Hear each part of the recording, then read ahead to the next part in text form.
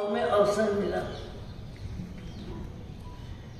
उचित क्या है, अनुचित क्या है, ज्ञान क्या है, अज्ञान क्या है, जीवन क्या है, जीवन की परिभाषा क्या है, सुख क्या है, दुख क्या है, संयोग क्या है, वियोग क्या है, जन्म क्या है, मरण क्या है।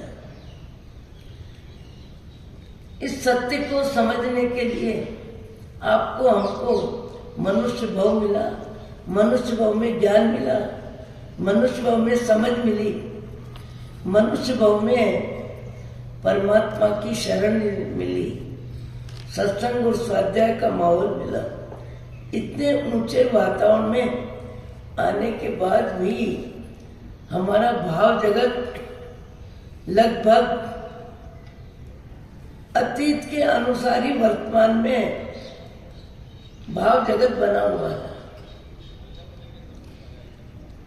क्रोध मान माया लोभ का व्यवसाय अनंत काल में सब शरीरों में, कुत्ते बिल्ली के भाव में, सुअर चीते के भाव में, कबूतर चिड़िया के भाव में जो हमारे भाव थे, आज इस भाव में भी भाव हमारे वो ही हैं। भाव में परिवर्तन नहीं है, व्यवस्था में परिवर्तन है, साधनों में परिवर्तन है, शरीर में परिवर्तन है, बुद्धि में परिवर्तन है। पशु का शरीर अपना है, मनुष्य का शरीर अपना है। पशु के शरीर में ज्यादा प्रतिकूलता है, पर अनुकूलता का भाव वहां भी बना हुआ है। प्रतिकूलता निवारण का भाव वहां भी बना हुआ है, पेट पूर्ति का भाव वहां भी बना हुआ है, मृत्यु से भय वहां भी है। जो शरीर मिला उस शरीर में जीने की लालसा वहां भी है। संतान के प्रति मोह बुद्धि पशु पक्षी को भी है। शरीर बदला, भाव नहीं बदले। उस भाव बदलने में हमारी ताकत बहुत कम पड़ती है। भाव बदलने में हमारी ताकत बहुत कम पड़ती है, इसलिए पुराने भाव हमारे में हावी हो जाते हैं। क्रोध मान माया लोभ का व्यवसाय हमारा पीछा छोड़ता ही नहीं है, किसी का नहीं छोड़ता, ऐसा नहीं। यदि क्रोध मान माया लोभ का भाव पीछा नहीं छोड़ता तो परमात्मा कैसे बनते, अरिहंत कैसे बनते, सिद्ध कैसे बनते, शालीभद्र जी, धन्ना जी जैसे आत्मा को परमात्मा में कैसे बदलते हैं, उनका संसार कैसे छूटा। भाव जगत बदलने के लिए भाव मिला, पर हमारा जीव तो बाह्य जगत में व्यस्त है, बाह्य जगत में मस्त है और बाह्य जगत में त्रस्त है। हमारे भाव जगत को बदलने के लिए साधन है, सुविधा है, व्यवस्था है, ग्रंथ है, सत्संग है, परमात्मा की भक्ति है, और उसके बाद भी हमारा भाव जगत, पुराना भाव जगत इतना ताकतवर है। अनंत भाव में जिन संस्कारों को हमने मजबूत किया वो संस्कार इतने मजबूत है। कभी वर्तमान में जितने भी हमारे अच्छे संस्कार हैं, ऊंचे संस्कार हैं, करुणा के, सेवा के, साधना के, स्वाध्याय के, परमात्मा भक्ति के अच्छे संस्कार है, पर अच्छे संस्कार बेचारे पतले दुबले हैं। अच्छे संस्कार बहुत ज्यादा में ज्यादा अच्छे संस्कारों को कोई भी बदल दे, अच्छे संस्कारों को कोई भी नकार दे। अच्छे संस्कार स्थिर नहीं रहते, अस्थिर हो जाते हैं, बदल जाते हैं, और हावी, पीछे के संस्कार हावी हो जाते हैं। ये पीछे के संस्कार पीछा छोड़ते हैं। किसका छोड़ते हैं? जिसको महापुरुषों की वाणी का हृदय में असर हो जाता है, जिसको आत्मा समझ में आ जाती है, जिसको सुख दुख समझ में आ जाता है, जिसको हानि लाभ समझ में आ जाता है, उसका भाव जगत बदलता है। अन्यथा भाव जगत बदलना बहुत मुश्किल है, और भाव जगत बदलने के लिए मनुष्य को मिला है। भाव जगत बदलने के लिए ही मनुष्य को मिला है। पशु गति में भाव जगत बदलने की बुद्धि नहीं है। संतान का वो पशु गति में है, मैं इस शरीर में जीता रहूं, ये भाव पशु गति में, कीड़े में, मकोड़े में, मक्खी में, मच्छर में, सब में भाव है कि मैं इस शरीर में जीता रहूं। लोक कषाय चींटी को भी है, वो भी शक्कर के दाने खूब इकट्ठे करती है, शक्कर के दाने खूब इकट्ठे करती है। संतान का मोह, खुले आकाश में उड़ने वाले पशु पक्षी अपनी चोंच में तिनका लेके आते हैं, और तिनका लेके आने में 25 बार 100 बार परिश्रम करते हैं, और हमारे देखते देखते घोंसला बना लेते हैं। कितना साधन कम, कितनी व्यवस्था कम, आकाश में उड़ना, कहीं जाना, एक तिनकला मुंह में लेना, फिर जहां घोंसला बनाया है वहां तिनकला लेके आना, और उस तिनकले को वहां पर संग्रह करना, कितना कठिन काम है। पर संतान का वो सब परिश्रम करवाता है। उनको भी संतान का मोह है, अंडा देना है, बच्चा वहां तक सेवा करनी है। जब उड़ने लगे तब उसकी जवाबदारी से पशु पक्षी अपने आप को मुक्त करते हैं। मनुष्य भी क्या करता है, जन्म के बाद बचपन में बच्चे को संभालता है, पढ़ाता है, लिखाता है, योग्य बनाता है, विवाह शादी करता है। उसके बाद उनकी जिंदगी अपनी हो जाती है और आपकी जिंदगी अपनी हो जाती है। अधिकतर यही होता है। पुराने संस्कार, पीछे के संस्कार मनुष्य में बदल सकते हैं, पर बदलना हृदय से जो चाहता है उसी के बदलते हैं। एक जगह उनके जगह मिल नहीं रही थी, थक गए थे, करीब 10:30-11 बज रही थी, पर एक कोई अच्छे व्यक्ति का मकान दिखा। उस मकान में हमने जानकारी ली, और जानकारी लेने पर मालूम पड़ा ये भाई साहब सरकारी स्तर पे ऑफिसर रहे हैं, अच्छे पद पे रहे हैं। इनके मकान में आप पूछो जगह मिल जाएगी। हमने पूछा, उन्होंने कहा आ जाइए साथी जी महाराज, जगह जगह बहुत बड़ा बरामदा है, और भीतर में मेरे लाइब्रेरी भी है। लाइब्रेरी में बहुत सी पुस्तकें हैं, तो आपको पढ़ने के लिए पुस्तकें भी मिलेगी। मैंने कहा बहुत अच्छा आपका सुझाव है। हम रुके, रुकने के बाद शांति से बैठे हैं, हमारा मन पढ़ने में लग रहा है। 2-4 पुस्तकें भी हमने लेके पढ़ने के लिए पढ़ना चालू किया। हमारा थकावट भी उतर गई, मन भी पुस्तक पढ़ने में लग गया, और जगह भी अनुकूल थी, कोई टेंशन वाली जगह नहीं थी।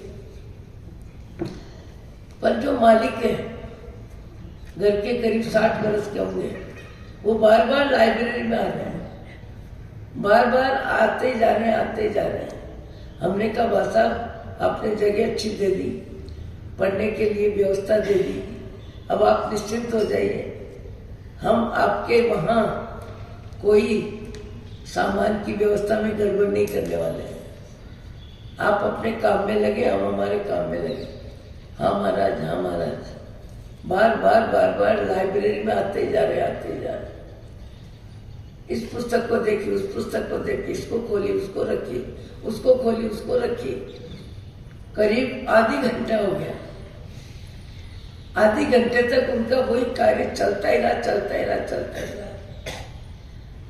हम समझ नहीं पाए कि इनको यहाँ हमारे बीच बार बार घूमने की जरूरत क्या है, आने की जरूरत क्या है, और हमारी तरफ ध्यान भी नहीं है, हमको देखते भी नहीं। बार बार पुस्तकालय में पुस्तकों को देख रहे हैं। करीब 1.25 घंटा हो गया। 1.25 घंटे तक उनकी कसरत, एक पुस्तक उठाई, दूसरी उठाई, तीसरी उठाई, उसको रखी, उसको उठाई, यही क्रम चलता रहा। आखिर में उनके परिश्रम को सफलता मिली, उनकी इच्छा संतुष्ट हुई। और संतुष्ट कब हुई? एक पुस्तक में से एक कार्ड निकाला और कार्ड निकाल के हमको कहने लगे, महाराज देखो देखो देखो। मैंने कहा क्या देखें? देखो, मैं पहले जब पद पर था, किसी भी पद पर था, उस समय इंदिरा जी ने अपने हाथ से मुझे कार्ड लिखा। वो कार्ड के अक्षर बताने के लिए इंदिरा जी प्रधानमंत्री ने मुझे पत्र लिखा, कार्ड लिखा किसी कारण से, उनके अक्षर दिखाने के लिए। मैंने कहा कर्म फूट गए। पौन घंटा, ये कौन सा भाव? भूत का भूत। हमारे सबके जीवन में भूत का भूत है। ये भूत का भूत है कि मैं पहले विधायक था और उस समय प्रधानमंत्री ने अपने हाथ से मुझे कार्ड लिखा। कार्ड में 4 लाइन होगी, पर 4 लाइन बताने के लिए भूत वर्तमान में कैसा भूत के रूप में लगा है। आखिर हमको जब वो कार्ड बताया, कार्ड दिखाया, उसके बाद वो निश्चिंत हुए, फिर शांत हो गए, फिर अपनी जगह बैठ गए। बताओ, हमारे आपके जीवन में अतीत के संस्कार भूत बन के अपने जीवन में व्यस्त है कि नहीं? उदाहरण किसी का भी ले, अपने जीवन में झांकें, अपने जीवन को देखें। मनुष्य तो अभी है, कुछ वर्षों से है और कुछ वर्षों के लिए है। कभी हमने अपने आप को चिड़िया माना है, कभी कबूतर माना है, कभी घोड़ा माना है, कभी गधा माना है, कभी बैल, कभी बकरी। जब जीव जिस शरीर में जाता है, उस शरीर को मैं मानता है और उस शरीर में रहता हुआ सुखी दुखी होता है। सुखी दुखी कौन होता है? शरीर होता है कि आत्मा होती है? लगभग 5 महीने में इन शब्दों को 50 बार सुना होगा, क्योंकि मेरा तो विषय एक है। इतने बहुओं में अपने आप को कब हमने बिल्ली माना, कब चूहा माना, कब बंदर माना, कब खरगोश माना, कब चीता माना, कब ऊंट माना, कब हाथी माना। किसको माना? किसको माना? शरीर को किसने माना? जीव ने। जीव ने अपने आप को अनंत काल में, अनंत शरीरों में, हर भाव में जब जो शरीर मिला, उस शरीर में मोह बुद्धि, उस शरीर में मैं बुद्धि, उस शरीर में राग द्वेष, उस शरीर में तेरा मेरा, उस शरीर में क्रोध मान माया लोभ का व्यवसाय। जिस व्यवसाय में वर्तमान का जीवन व्यस्त कर रहे हैं, वर्तमान का जीवन पूरा कर रहे हैं, वो सारे हमारे अतीत के संस्कार हैं। और अतीत के संस्कार जन्म मरण बढ़ाने वाले हैं, बार बार तिर्यंच गति में धक्का देने वाले हैं। ये हल्के संस्कार, क्रोध मान माया लोभ के संस्कार, मान कषाय के संस्कार, लोभ कषाय के संस्कार छोड़ने के लिए हमको मनुष्य को मिला।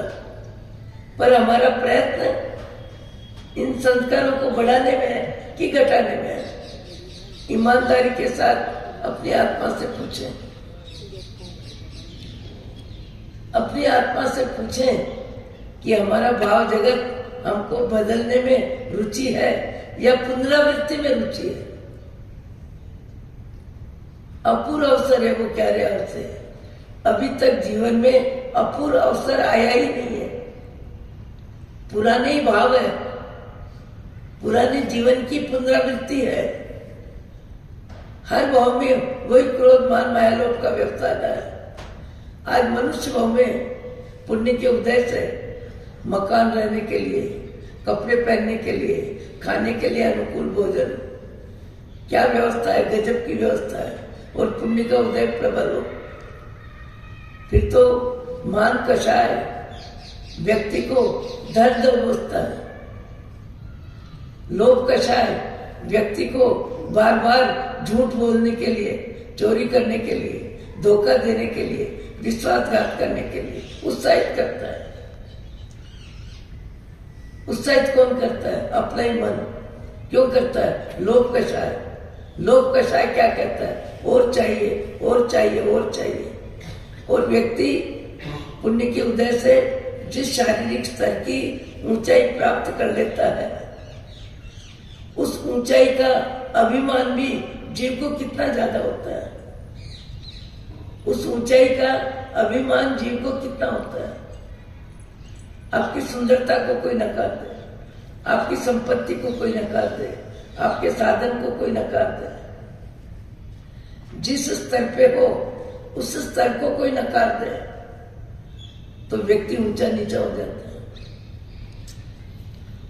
मैंने बताया था एक रोज, और क्या बताया था कि आओ मुनीम साहब, आओ मुनीम साहब, 60-65 वर्ष के व्यक्ति को मैंने कहा आओ मुनीम साहब। मुनीम शब्द सुन के हैरान परेशान हो गया। क्यों परेशान हो गया? हजारों मुनीम है, मुझे मुनीम बोल दिया। हजारों मुनीम की सीट पर है, हजारों मैनेजर की सीट पर है, हजारों मनुष्य अपनी जरूरत के लिए किसी का चौका बर्तन करते हैं, हजारों मनुष्य किसी न किसी के अधीन रहते हैं। पर व्यक्ति को पुण्य के उदय में, शारीरिक जिंदगी में, नाम की ख्याति में, सुविधा साधन में जो व्यवस्था मिल जाती है, और मिलके क्या मिली है? कुछ समय से मिली है, और कुछ समय के लिए मिली। सदा के लिए क्या मिला है? सदा के लिए क्या मिला है? किसी को कुछ नहीं मिला। देखते देखते शरीर भी बदल गया। बदल गया कि नहीं? बदल रहा है कि नहीं? बदल रहा है कि नहीं? 15 वर्ष की उम्र में आप कैसे लगते थे? 20 वर्ष में कैसे लगते थे? मेरे को अभी एक बहन कहने लगी, महाराज दिल्ली में आप 2 वर्ष रहे, विचक्षण सिंह जी महाराज की मातुश्री की बीमारी में। मैंने कहा रहे। अरे तब आप कैसे लगते थे, अब कैसे लगने लगे? उसके विचारों में वही चित्र है, 40 वर्ष की उम्र का चित्र है।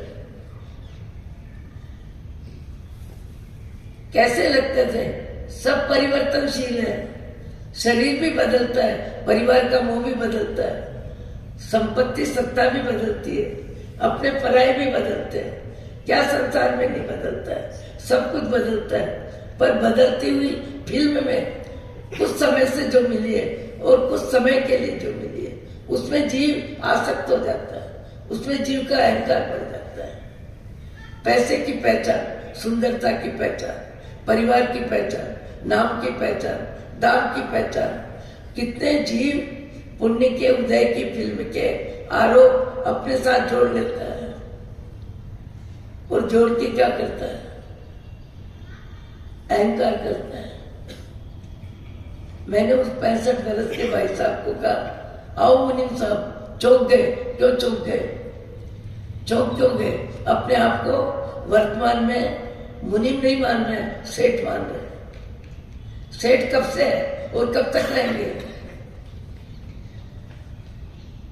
कोई परिचय सदा के लिए मिलता ही नहीं है, कोई उम्र सदा के लिए मिलती नहीं है, कोई संबंध सदा के लिए मिलते ही नहीं है। जो मिला, जितना मिला, जैसा मिला, कुछ समय से मिला है और कुछ समय के लिए मिला है। मेरे को साथी जी कह रहे थे कि आपने 5 महीने लगभग व्याख्यान दे दिया, 6 दिन बंद किया, आपका गला चला। पर अब गला कहता है अब यहाँ का चौमासे का समापन है, तुम भी छुट्टी लो। गला भारी हो रहा है, खांसी बोलने के लिए मना कर रही है,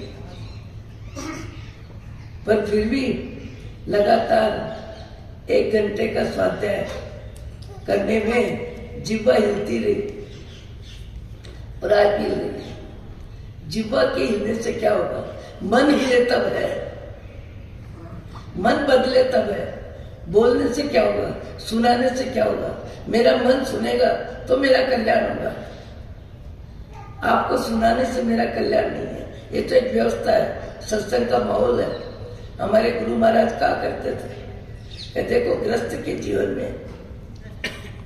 के जीवन में कई जवाबदारियां हैं।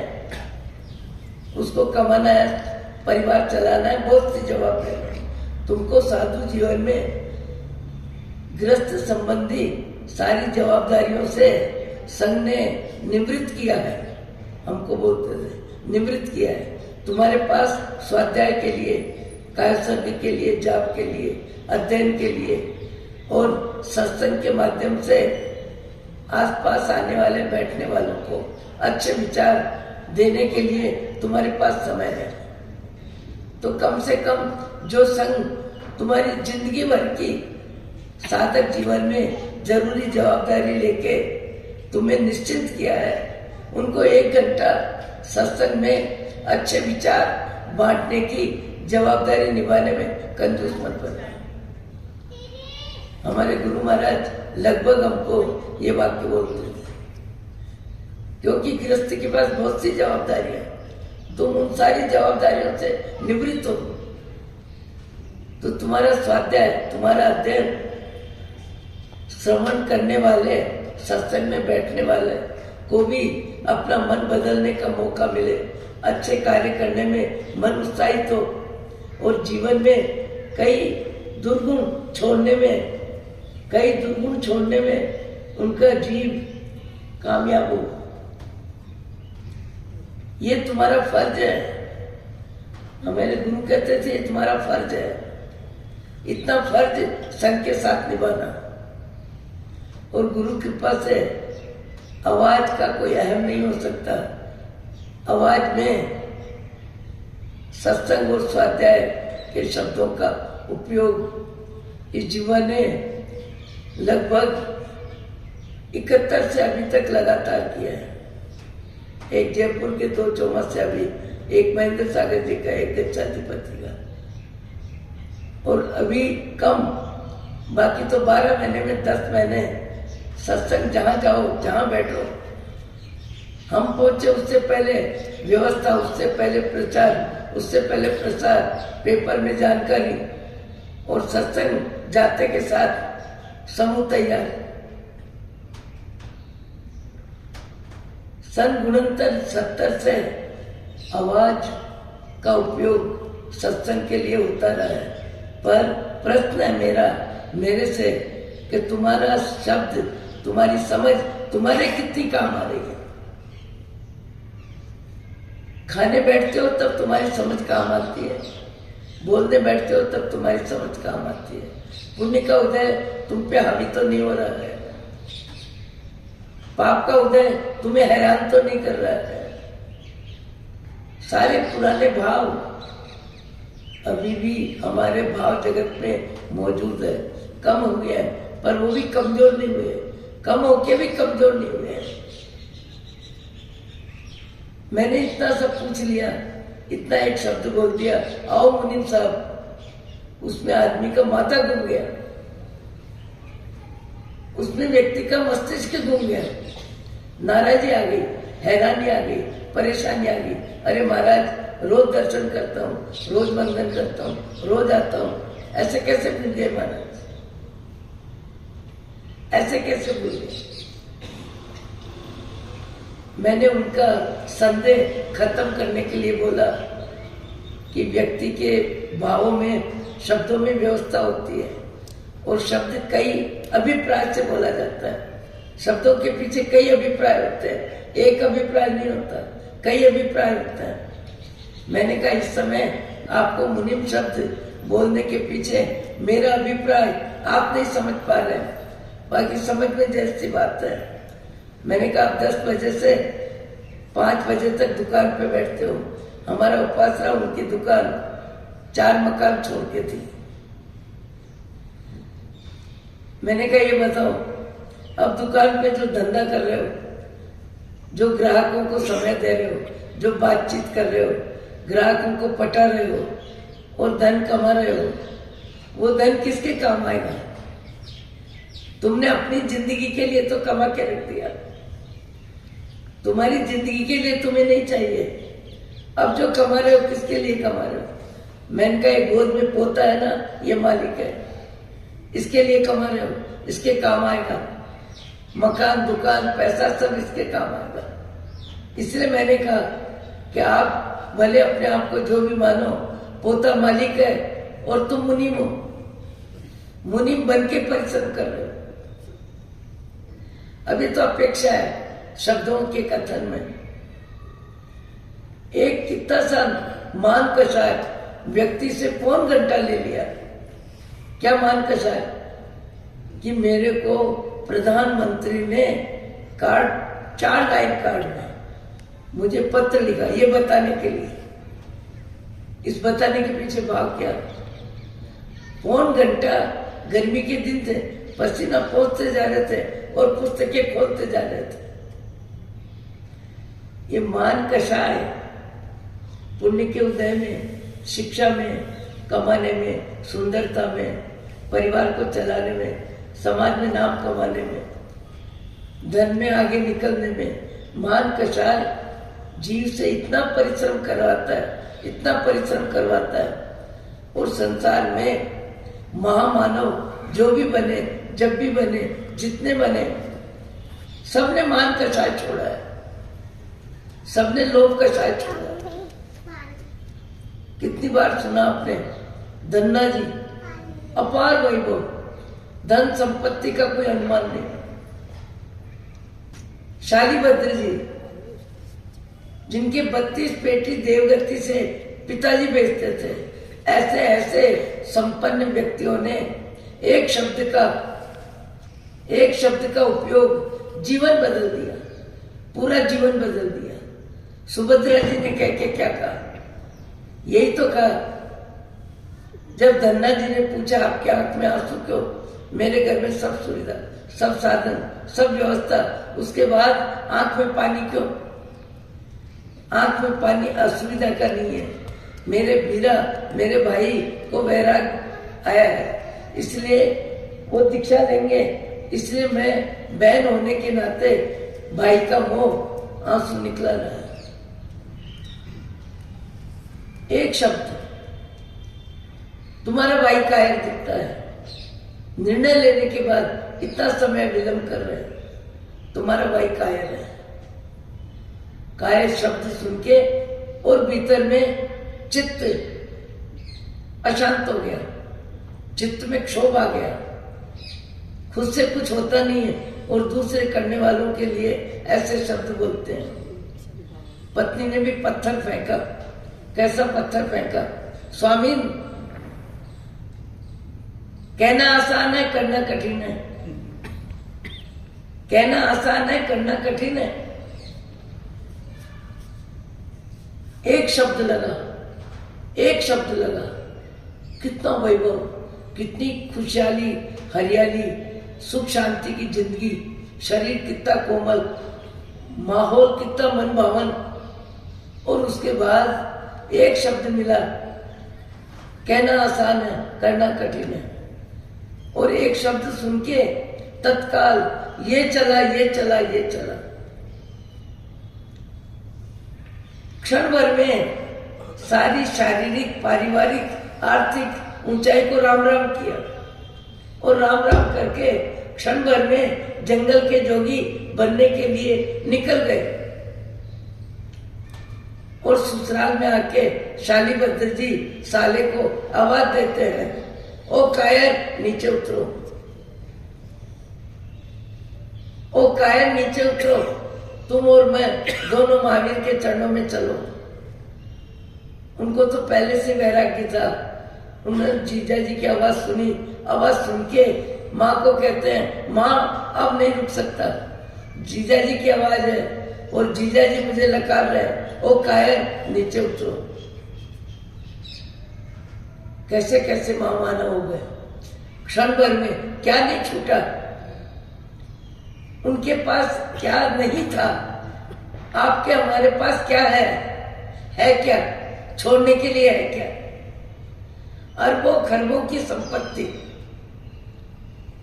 जिस शालीभद्र के वहां राजा श्रेणिक महाराजा उनके वैभव को देखने के लिए आए, नगर सेठ के घर आए, और नगर सेठ के घर इसलिए आए कि मुझे इस बात की प्रसन्नता है कि मेरे नगर में मेरे से अधिक शक्ति संपन्न मेरे यहाँ सेठ है, मुझे उस सेठ के दर्शन करना है।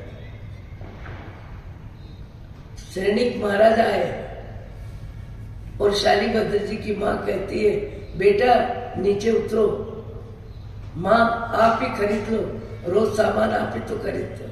अरे सामान नहीं है, ये महाराजा है, ये राजा साहब है, इनके अनुशासन में है।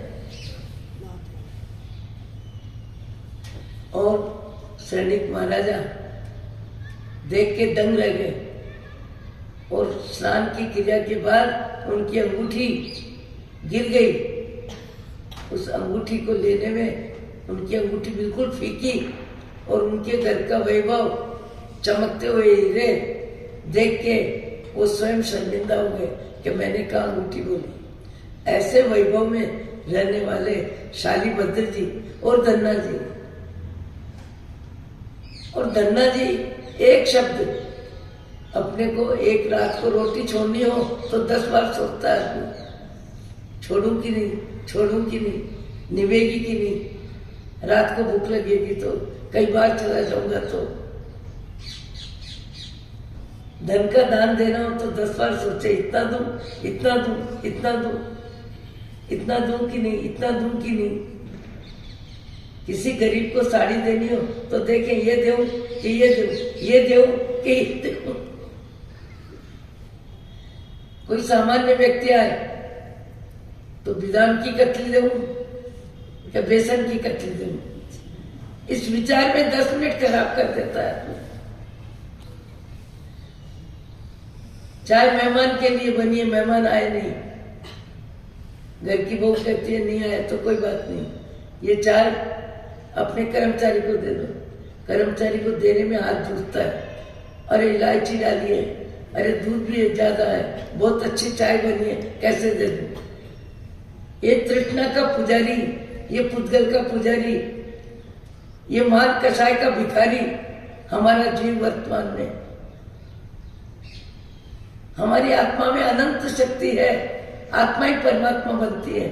राम कृष्ण महावीर जो भी बने, शालीभद्र जी, धन्ना जी, जो भी महामानव बने, जो भी महापुरुष बने, राजा भर्तृहरि का भाव जगत कितना बदला, कैसे बदला, एक शब्द। और पत्नी को क्या कहा, मां, ये उदाहरण सबने सुना है। भिक्षा दे दे मैया पिंगला, जोगी खड़ा है द्वार। जहां द्वेष आना चाहिए, जहां मां का शब्द है।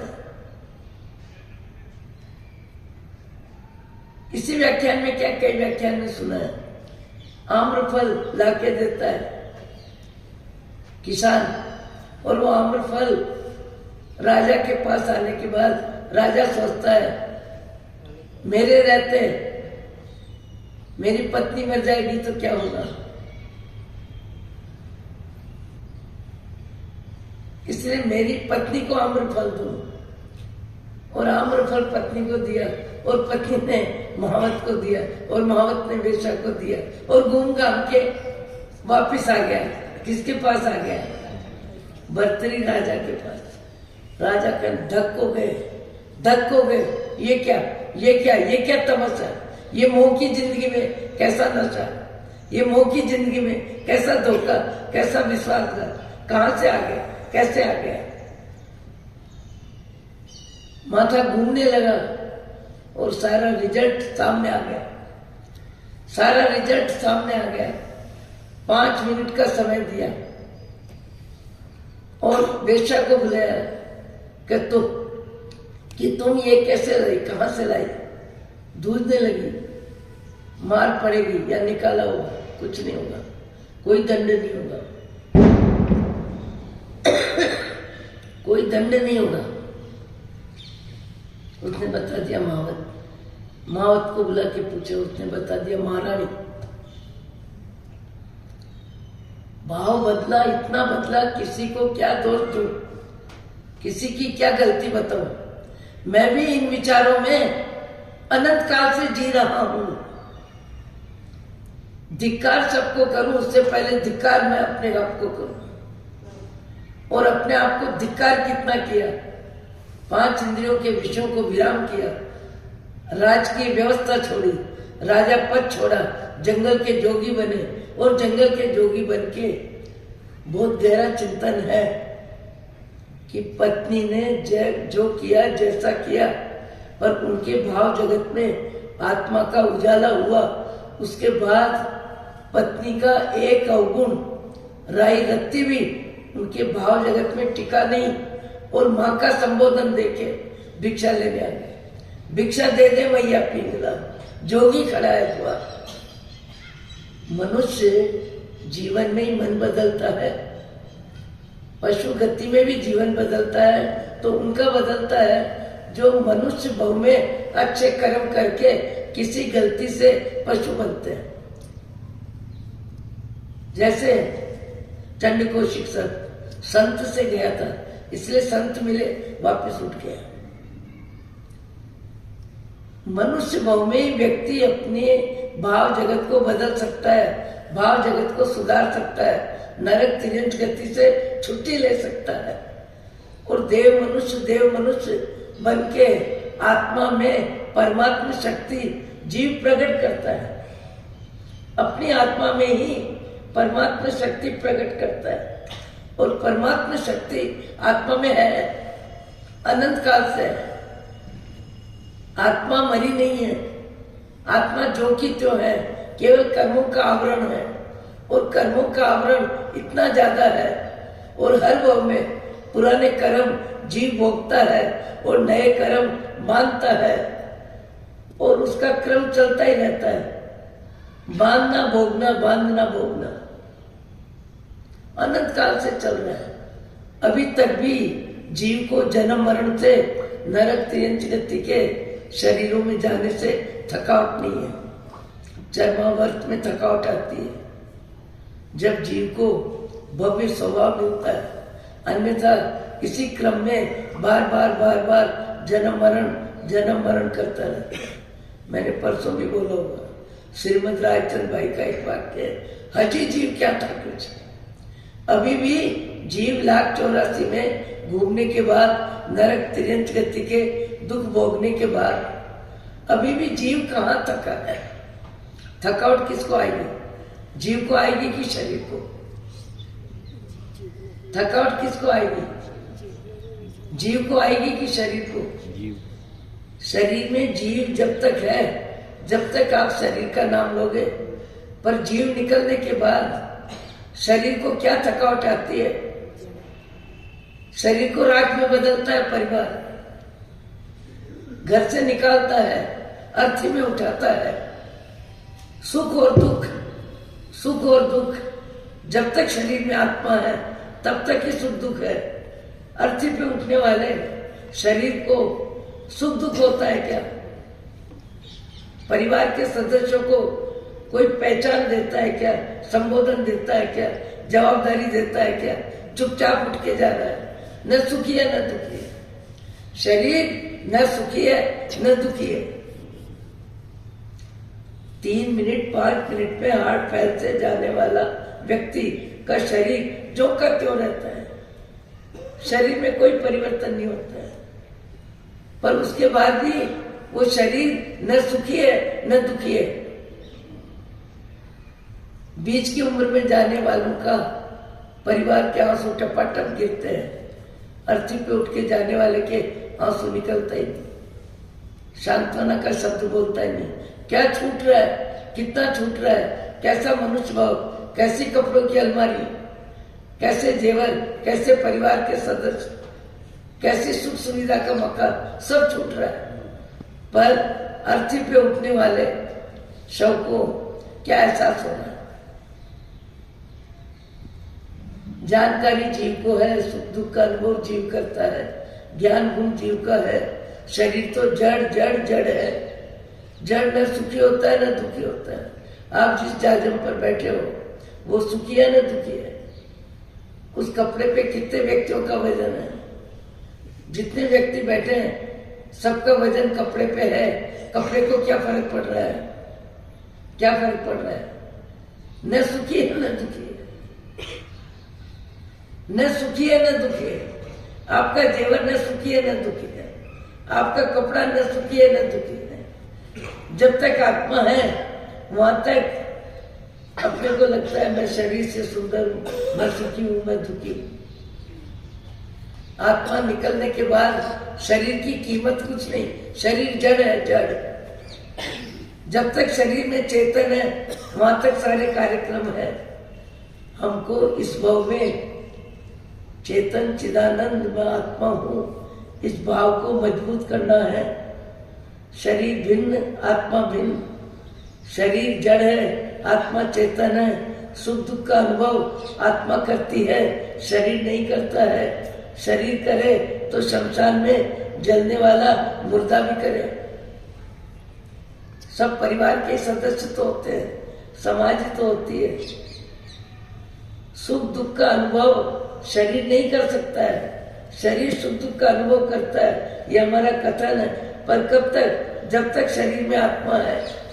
आत्मा है तब तक आंख देखती है, कान सुनते हैं, जिह्वा बोलती है, नाक सुनता है, हाथ पांव चलता है, हृदय की धड़कन है, नब्ज है। सारे कार्यक्रम शरीर के किसकी उपस्थिति में? इस सच्चाई को कौन नकार सकता है? इस सच्चाई को कौन नकार सकता है? जब तक आत्मा है तब तक सारे कार्यक्रम है। इसलिए सुख दुख का अनुभव शरीर नहीं करता, सुख दुख का अनुभव आत्मा करती है। और आत्मा ने अपने आप को शरीर माना, इसलिए जन्म मरण चल रहा है। अभी भी हमारी आत्मा में जागृति नहीं आ रही है। वही पुराना जीवन है, वही पुराने विचार है, वही खाना पीना है, वही कमाना, वही इंद्रियों के साथ खेलना, वही मोह की जिंदगी में अपनी जिंदगी मांगना, पुराने कर्मों को भोगना और नए कर्मों को बांधना। इस क्रम से छूटता कौन है? जिसको आत्मा का ज्ञान होता है, जिसको आत्मा का भान होता है, वो व्यक्ति जीवन बदलता है, जीवन बदलता है। कई व्यक्तियों का जीवन हमारी आंखों के सामने बदला हुआ दिखता है। कई व्यक्तियों का जीवन ऐसा है, लाख रुपए नहीं करोड़ रुपए भी उनकी आत्मा में लोभ पैदा कर नहीं सकता। ऐसे दो चार आदमी आंखों के सामने, कितना भी अच्छा भोजन हो, स्वाद का राग में आ नहीं सकता। कितना भी सम्मान मिले, मन उनका सामान्य रहता है। कितना भी अपमान हो, आत्मा में अशांति नहीं होती है। ऐसे 5 7 2 4 व्यक्ति इस जिंदगी में पदयात्रा में 250 किलोमीटर की धरती पांव से नापने में ऐसे ऐसे व्यक्तियों के कभी कभी दर्शन हुए, जो आत्मा से परमात्मा के मार्ग में आगे बढ़ रहे हैं, जिनको दुनिया से कोई लेना देना नहीं, अपना भाव जगत ही उनका जगत है।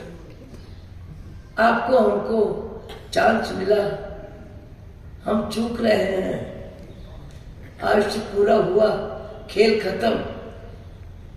जैसे कल चौमासे की चौदस आई और सत्संग का कार्यक्रम खत्म। अहो अहो